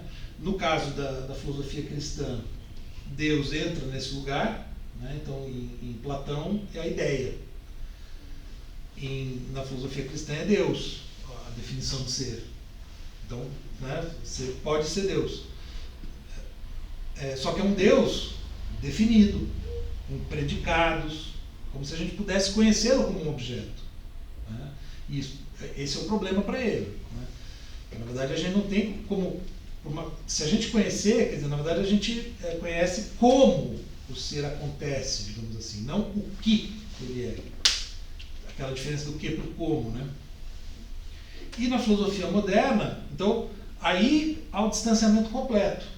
Né? E filósofos como Hume e mesmo Kant marcam isso de maneira muito forte. Quando Kant fala da coisa em si, meio concordando com Hume nesse ponto, né? Não podemos conhecer nada além do que está dado na experiência, é como se ele estivesse congelando a questão do ser. Né? E no livro de 29, que eu não coloquei naquela lista, mas em 29 ele escreve um livro chamado Kant e o Problema da Metafísica, que é um texto em que ele vai ler a Crítica da Razão Pura, né, pegar algumas partes ali para tentar mostrar o que faltou. Na verdade, o Kant estava a um passo, segundo a leitura dele em 29, né, ele estava a um passo de chegar aonde ele, Heidegger, chegaria. Né? Só que ele não conseguiu. Por quê? Porque ele não tematizou justamente o ser da subjetividade, o ser do sujeito humano, coisa que ele vai fazer aqui. Então, de novo, tem que refazer a questão. Como? Como a gente vai fazer isso? Vamos começar por aquele que pergunta o que é o ser, ou seja, nós, o ser humano. Aí ele apresenta, né, no capítulo 1, ele caracteriza o ser humano como ser aí. Na verdade, ele pega a palavra Dasein, né, do alemão, né, que significa, na linguagem, né, se você abrir o dicionário e for ver, é sinônimo de existência, de existentes. Então, Dasein tem um sentido de existência, na linguagem ordinária, na linguagem natural, né? Só que ele vai explorar a composição da palavra com essas duas partículas, né? Então, Sein é ser e Da designa lugar. É como o nosso aí, mas é mais geral ainda, porque serve tanto, por exemplo, para eu dizer assim, fulano está lá, eu falo, ist da. Mas, se alguém liga para minha casa, né, porque existia telefone, né, e, sei lá, pergunta, fulano está aí, né, ist da, eu falo, ist da. Então, a mesma palavra serve para aí e aqui, né. Então, é como se você estivesse apontando, né, para lugar. Então, acho que o mais razoável mesmo é traduzir por ser aí, né, invertendo a ordem, que é o mais natural em português. Mas o que ele quer marcar com isso? Né? Que nós somos um ser para fora. A gente está em relação, eu falei disso no Russell, né? Ele está tentando de alguma maneira radicalizar ainda mais essa perspectiva. Né? Nós somos o mundo, de certa maneira. Né? Nós estamos para fora de nós. E o que a modernidade fez? E o Descartes é o grande símbolo disso. Separou o ser humano do mundo. Né? Tem a substância pensante e a substância extensa, né? Que é o mundo, inclusive, do nosso corpo, né? Mas são substâncias diferentes. Então, seria o ponto máximo dessa ruptura.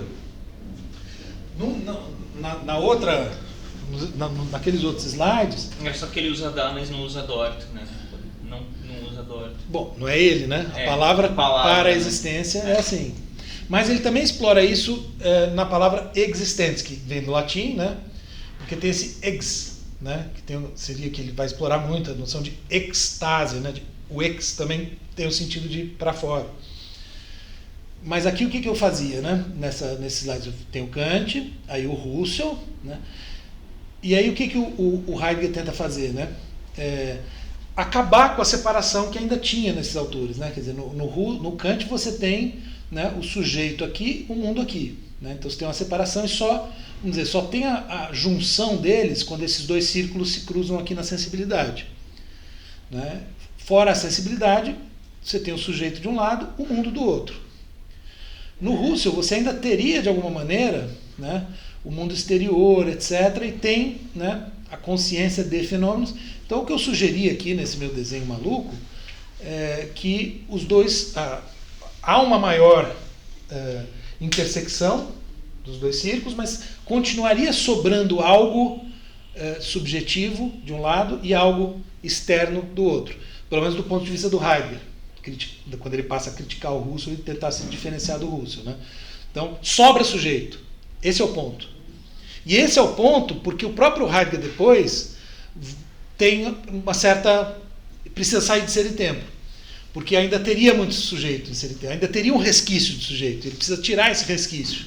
É uma obsessão para tirar o sujeito de cena, né? Então aqui já não teria, né? Então essa parte de fora, eu coloquei esse X aqui para dizer, não tem mais, é uma coisa, é um círculo só. Não são mais dois círculos que se juntam, né, num certo ponto. É um círculo só, nós e o mundo.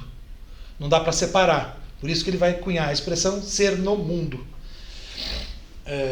para enfatizar isso. Então, daí que ele caracteriza, né, o ser humano, então, como, primeiro, ser aí, no capítulo 1. E aí ele fala, qual é a estrutura básica né, o que ele vai chamar de estrutura ontológica desse ser aí. Ele é ser no mundo. Né? Na verdade, o ser aí já diz isso de uma certa maneira, mas ele marca, melhor ainda, dizendo ser no mundo, e justamente para se contrapor à cisão sujeito-objeto da modernidade, que é uma obsessão, como eu falei mais cedo, né? Que já está presente no Hegel, Fichte e Schelling, logo depois do Kant. E é uma obsessão que também está no Russell, quer dizer, todo mundo parece, o Nietzsche também, né? Todo mundo está querendo acabar com essa cisão, ou seja, reunir, né? Rejuntar sujeito e mundo. Só que ele fala que todos os outros tentaram e não conseguiram. Uhum. Então ele está fazendo essa junção do sujeito e do mundo, e alguns minutos atrás você tinha só passado rapidamente pela palavra corpo. Uhum. Quando ele junta o ser com o mundo, como ele eu não sei se ele vai falar sobre isso, mas como ele começa a enxergar os limites do corpo humano, sim, com o mundo? Então, uma das grandes críticas que são feitas a esse tempo é que o Heidegger quase não tematiza o corpo. Uhum. Quer dizer, parece que ele está pensando muito mais, em aspas, no espírito do que no corpo. Sim. O que também seria fruto da influência da filosofia cristã, na minha leitura, claro. É o que eu falei, né? Quando eu falo isso, é polêmico. O Casanova, né, que é um dos principais especialistas em Heidegger, ele defende o Heidegger ateu, assim, fortemente, assim, né? Então ele quer tirar qualquer carga, mas, enfim, né, me parece que tem aí um elemento forte. Uhum. Mas, de fato, né, então isso seria um ponto. No parágrafo 12, que é o primeiro do capítulo 2, que é tem o parágrafo 9, que é o primeiro do capítulo 1, onde ele apresenta a noção de ser aí. E no capítulo 2, primeiro, né, o parágrafo 9, é o parágrafo, são as seções, né? Não é um parágrafo, né? Um trecho. Ele, quando ele está caracterizando como ser no mundo, ele vai apresentar duas noções fundamentais: existência, existentes, que só o ser humano tem. As coisas elas não existem no sentido em que nós existimos. Então isso marca uma diferença que os intérpretes cristãos também vão atribuir, né? Porque só o ser humano, né, tem uma especificidade, uma certa vida espiritual que permite conectar com Deus, etc, etc. Os animais não, enfim, isso, de certo modo, em Agostinho aparece, né? Existentes e facticidade, que é exatamente o conceito que a Isadora estuda, né? Que ela estudou no jovem Heidegger, agora ela está estudando em Semitempo. Ele tinha uma importância maior no jovem Heidegger. Em Semitempo, o Heidegger traz essa noção de existentes, que não era uma noção que vinha aparecendo nos textos anteriores. E aí tem tudo por que ele vai buscar essa palavra, que estava já começando a circular por causa do existencialismo. Né? Por que ele vai para isso? Né? Mas é uma palavra fundamental. E aí nós somos existentes e facticität, existência e facticidade.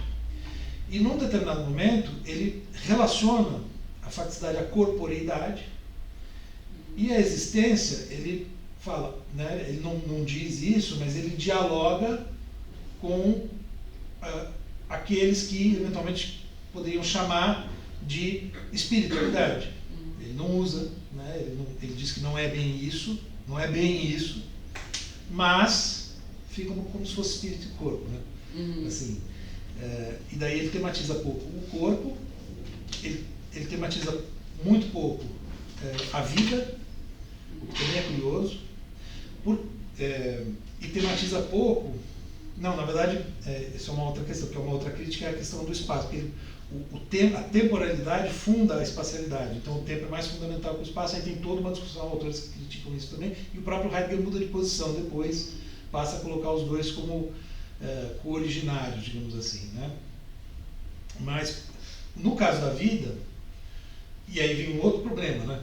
Que ele também não tematiza os animais. Porque se ele introduz a vida, primeiro que ele está se contrapondo às chamadas filosofias da vida, que eram também uma corrente forte no período. Mas se ele traz a vida para o primeiro plano, na caracterização que ele está fazendo do ser humano como ser do mundo, ele teria que dar conta dos animais. E é muito curioso, porque ele descreve 3 tipos de ser que ele vai apresentar. Esses termos em roxo são termos que aparecem nos capítulos, acho que 4, 5 e 6 daquele livrinho 10 lições do Roberto. Tá? Eu falei que vocês podiam também pegar outra introdução e tal, mas aqui eu estava me referindo a ele. Peraí, agora eu falei do Roberto, eu me perdi. Ah, sim, eu estava falando da corporeidade, né? Dos animais, que ele não tematiza. Né? 3 tipos de... Ah, sim, então. Os 3 tipos de ser, que é o que ele chama de Vorhandenheit. Aí as palavras que ele usa dão um pano para manga, cada uma delas comporta uma enorme discussão. O que seria o Vorhandenheit? Seria o ser que é próprio das coisas no mundo. Em geral, elas são, tal como elas são dadas, se apresentam, aparecem para nós. Né? Aí, Zuhandenheit seria as coisas tal como nós as utilizamos. Então, é como se, por exemplo, dar um exemplo para tentar deixar claro rápido. Uma pedra, a princípio, ela é um Vorhanden, né? Uma coisa que está aí. Né? Só que se eu pego a pedra e uso ela com um martelo, né? E passo a usar ela sempre como martelo, enfim, ela muda de ser, né? Porque ela passa a ser um instrumento. Então, para quem usa a pedra de martelo, ela é um instrumento, mas para outra pessoa que só vê uma pedra ali, não é. Eu acho que era um pouco nesse ponto que eu queria chegar com a minha pergunta.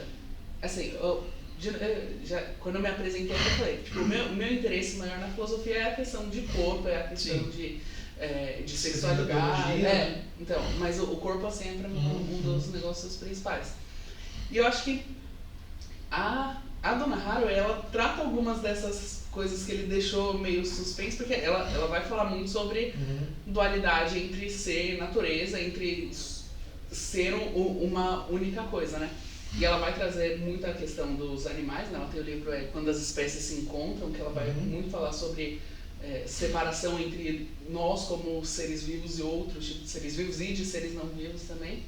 Mas uma coisa que eu perguntei quando falou do corpo, porque eu fui lembrando tanto dela quanto do Paul Preciado, quando eles estão falando sobre essa discussão se o ser e o mundo fazem parte de uma mesma coisa, a Dona Haraway, ela traz o ciborgue, né? Ela começa a trazer a tecnologia para sendo parte do ser humano, e o Paul Preciado faz a mesma coisa quando ele traz a questão de próteses, né?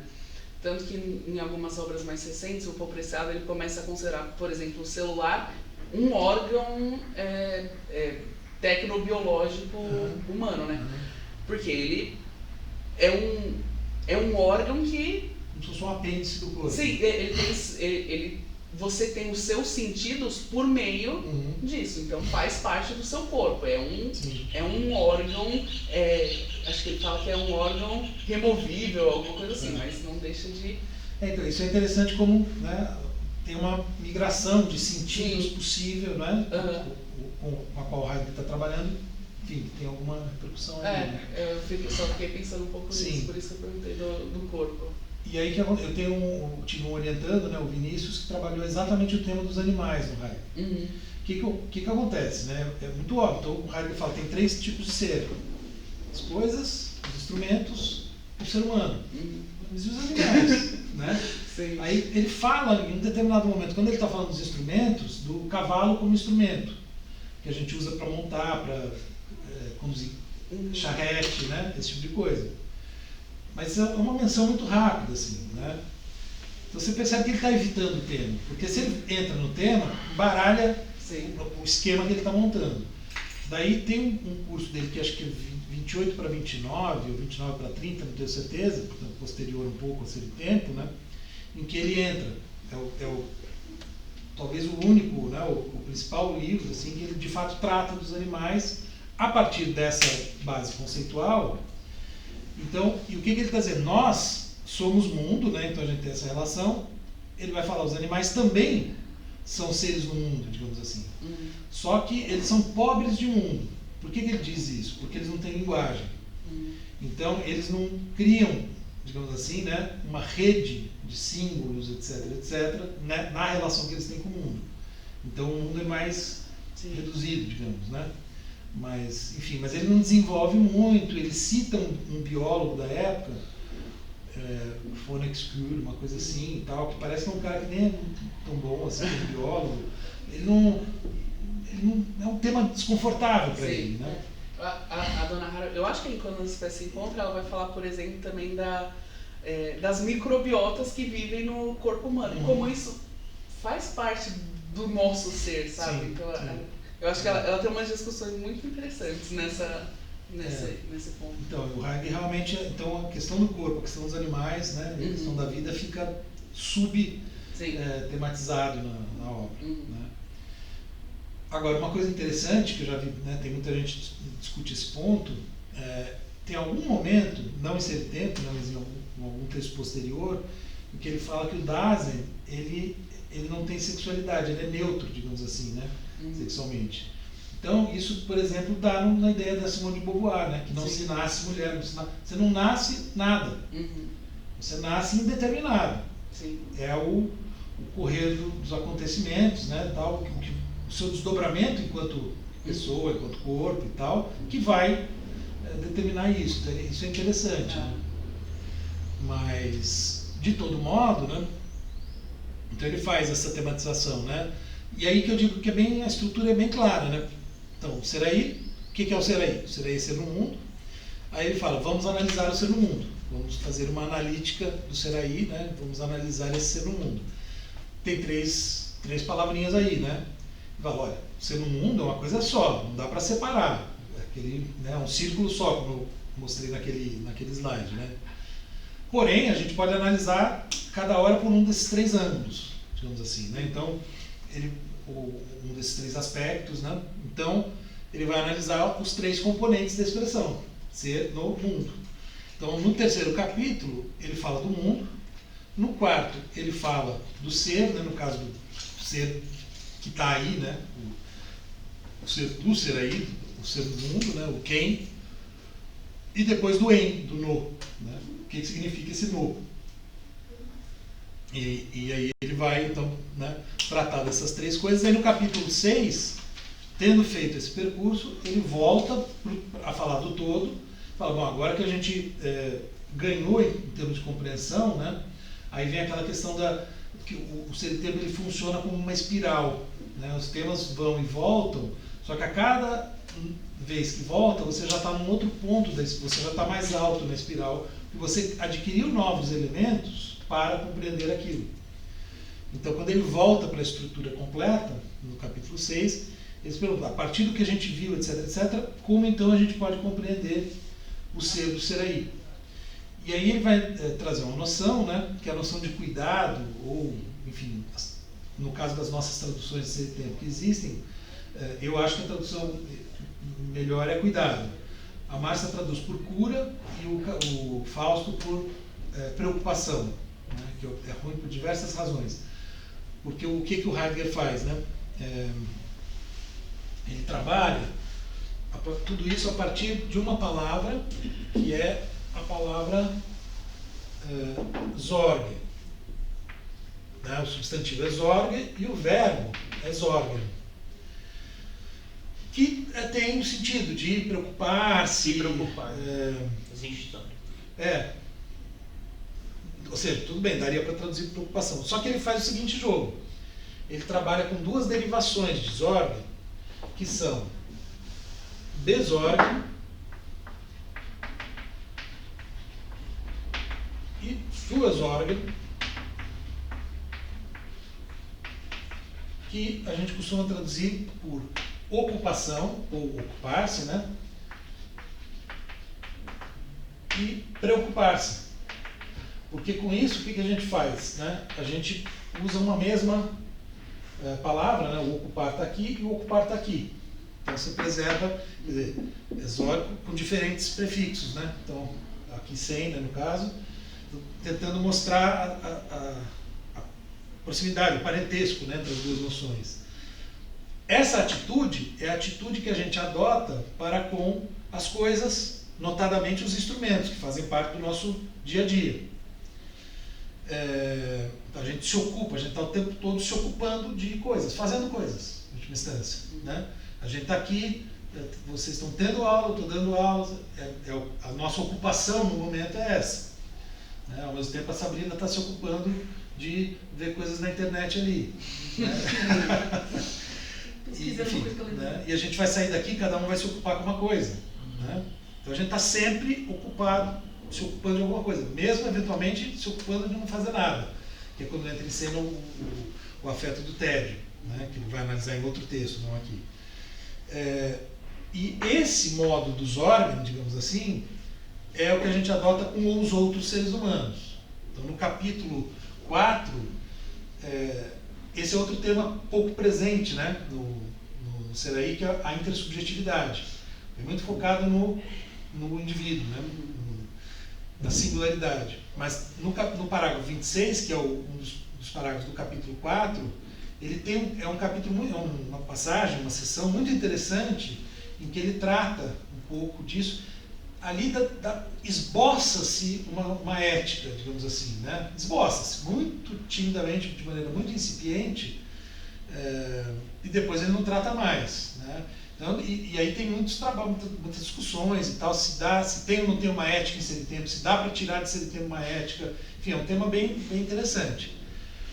Seja da preocupação com o outro, né, que é o caso daí, seja uma ética da autenticidade, pensando no caminho individual. Esse é mais forte, mais presente, porque vai ser um pouco o trajeto. Então, veja, ele apresentou antes... só mais um detalhe, né? Qual ser no mundo, vamos dizer, como é que ele está estudando o ser no mundo? O ser no mundo na sua cotidianidade, que é o que ele vai descrever assim, como nós somos de início na maior parte das vezes. Porque ele tem que usar essas palavras para não usar termos que já são usados por outros autores. Né? Vamos dizer, a gente poderia dizer como a gente é a princípio. Né? A gente, nos termos dele, então você é jogado no mundo, né? Nascer, ser jogado no mundo, sem saber de onde veio, sem ter pedido para vir, etc, etc. Então, e daí você vai se constituindo em função do seu meio. Né? Você vai construindo a sua identidade em função de como as pessoas à sua volta agem, falam, pensam, etc. Isso vai te definindo como pessoa. Nossa, eu não achei que eu ia concordar tanto com o Rafa, eu estou concordando. Coisas que a gente fica... não comecei o curso achando que eu ia concordar tanto assim. E daí, daí o que vai ser depois, né, a virada, né? Em algum momento da sua vida, você se dá conta disso. Né? E você fala, mas por que eu tenho que ser assim como o meu meio me fez ser? Né? E você pode mudar. Aí tem uma frase que eu gosto de citar do Sartre, né, que ilustra bem esse momento. O que faremos do que fizeram, não importa o que fizeram de nós, mas o que faremos do que fizeram de nós. Né? Porque aí seria esse momento em que você pode escolher possibilidades. Até então as possibilidades foram meio determinadas pelo mundo. Né? Então vejam, ele descreve na relação com as coisas e as pessoas, né, dois modos dos órgãos. E aí quando ele vai falar do todo, ele vem para isso que é justamente o radical dessas duas palavras, né? Que seria o que está sempre presente. E daí uma tradução possível, né, que a gente adota, na verdade não tem uma solução ideal. O ideal seria se a gente pudesse pegar aqui uma outra usando ocupar-se, né? Ou, enfim,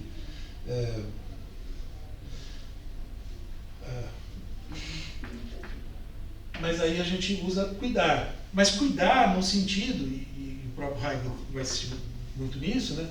Não no sentido específico que pode aparecer aqui, porque um dos modos da gente se preocupar com o outro é cuidar do outro no sentido habitual do termo. Né?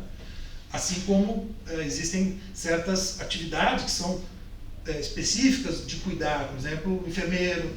Né? O enfermeiro cuida do paciente. Então você tem sentidos específicos do cuidar, mas esse sentido é um sentido muito mais geral. Na verdade, ele propõe essa noção Pode ser cuidar, mas pode ser. É que assim, minha cabeça é se preocupar, mas aí mas isso tem um viés, porque quase tudo que eu leio que tem Zorgen está no contexto de se preocupar, mas é cuidar. Sim, o mais comum na linguagem cotidiana alemã é usar o Zorgen como preocupação. Por isso que o Fausto traduz por preocupação. Só que aí você perde esse jogo aqui, né? Enfim, mas não é o que eu falei. Só que o próprio Heidegger, ele relaciona aí que está essa palavra, a palavra cura do latim. Por isso que a Márcia traduz por cura. Né? Só que cura em latim também tem o sentido de cuidar. Então tem toda uma discussão sobre a tradução do Zorgen. Mas seria cuidar com um sentido muito assim, que eu acho que de algum modo a gente exprime quando a gente fala, vai cuidar da sua vida. Tipo assim, cuidar no sentido de cuidar da vida. Então tudo que a gente está fazendo, a gente está de um jeito ou de outro cuidando da vida, mesmo que seja sendo o mais descuidado possível, é um jeito de cuidar da vida. Né? Então é um pouco nesse sentido. E daí, né, junto, no momento antes de apresentar essa noção geral, ele apresenta a noção de angústia. Como se, né, para ter essa compreensão, né, do nosso ser, né, a gente já tivesse que passar pela angústia. E a angústia, que aí tem muita influência do conceito do Kierkegaard, ele vai caracterizar como esse momento em que tudo aquilo que se montou, né, como o seu mundo, como você no mundo, e assim por diante, de repente deixa de fazer sentido. É como se a gente tem uma expressão, né, fiquei sem chão. Um pouco isso, você fica de repente sem chão. Fiquei bege. Eu lembro que o Alex relacionou com o Achei Pergunta de GH, da Clarice. Eu inventei praticamente isso.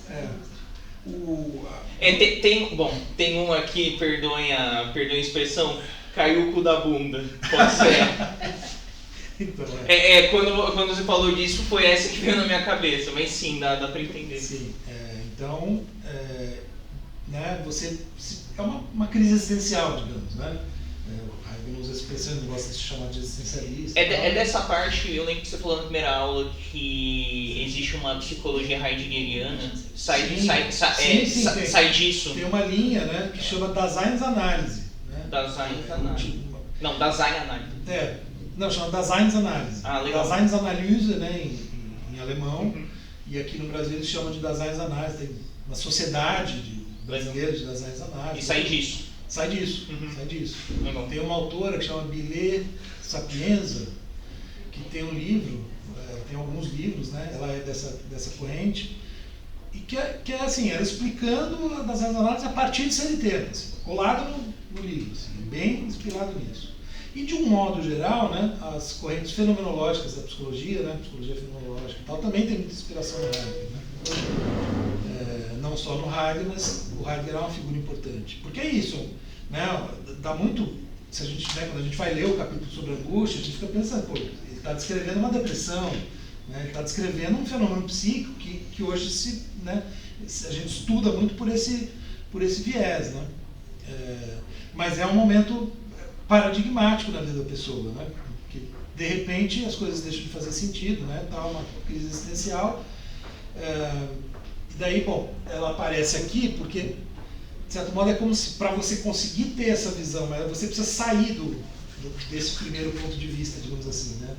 Você já tem que ter alguma crise para, vamos dizer, você tem que ter algum nível de crise existencial para ser filósofo, para fazer filosofia. A Sabrina falou da Clarice. A Clarice mesmo, ela traz em muitos contos, em muitos livros, ela sempre tem uma questão de uma epifania, né?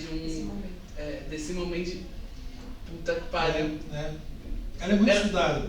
Assim, tem muitos estudos. O Benedito Nunes, que é um filósofo tradicional aqui do Brasil, né, que era estudioso do Heidegger, inclusive ele tem um livro, acho que é dos anos 60, posso estar enganado, tá? Pode ser um pouco depois, 70, 80, mas agora estou em dúvida.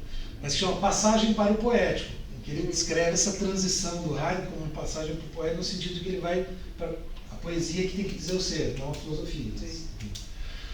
Mas aqui ele ainda está na perspectiva filosófica, né?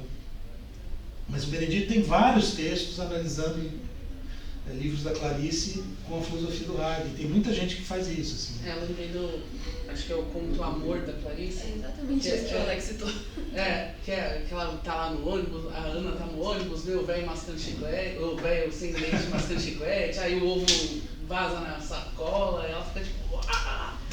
É muito interessante, assim, porque o Heidegger descreve, né? A angústia ela aparece num momento qualquer. Assim, não é uma coisa...